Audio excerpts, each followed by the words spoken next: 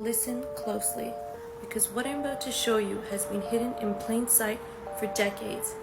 This man has shaped the culture you live in, and his influence is pure darkness. His name was Alester Crowley. He called himself the Beast 666. He was an occultist, a ceremonial magician, and one of the most openly anti-Christian figures of the 20th century. His goal?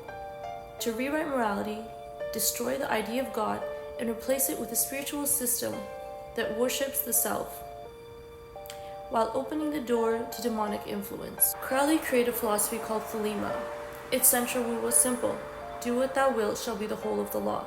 In other words, no higher authority, no God's law, no moral boundaries, just your will, no matter who it hurts. You might think, okay, that's just some creepy old guy from 100 years ago.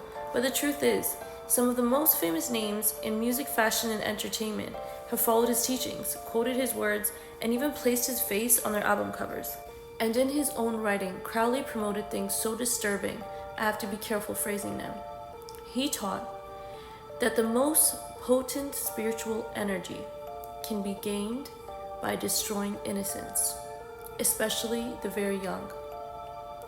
He taught that this will give a man power. This is why the Bible says, "What fellowship does light have with darkness?" Crowley's entire system was about mixing light with darkness, calling it alchemy, calling it balance, but God calls it corruption. Light and dark cannot be mixed. One will always overcome the other.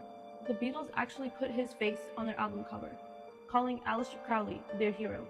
Led Zeppelin's Jimmy Page was obsessed with Crowley. He even bought Crowley's old home, the Boleskine House, where he performed occult rituals. Jay-Z has worn a hoodie with Crowley's slogan on it, "Do what thou wilt." That's not just random fashion. That's the philosophy Crowley created. But Crowley's influence was not limited to entertainment. It reached into science, religion, and even government circles. One of his most devoted followers was Jack Parsons, a rocket scientist, co-founder of NASA's Jet Propulsion Laboratory, and a high-ranking member of Crowley's occult order, the OTO.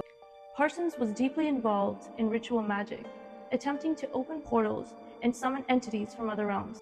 In 1946, Parsons partnered with L. Ron Hubbard, a man who would go on to found Scientology. Together, they performed the infamous Babylon working ritual, based on Crowley's teachings, in an effort to manifest a so-called moonchild, an incarnation of an occult prophecy.